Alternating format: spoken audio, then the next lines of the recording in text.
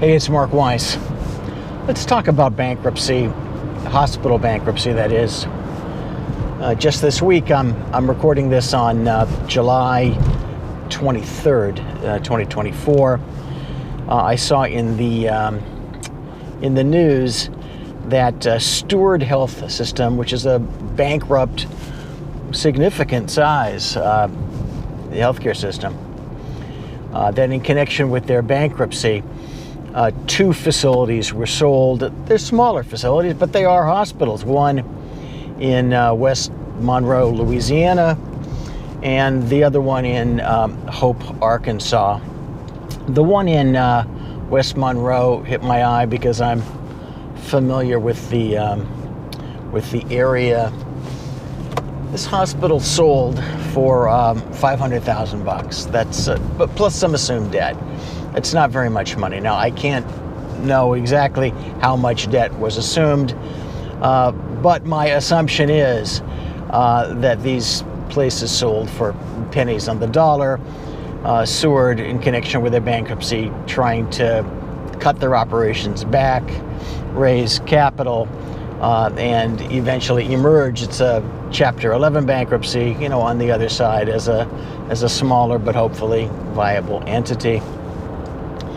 So what's this mean? I mean, certainly for Seward, it means they've failed and they're trying to recover. But let's think about this differently. What about the physicians who work at these facilities, who have contracts at these facilities, which may or may not survive the sale to whoever has purchased these?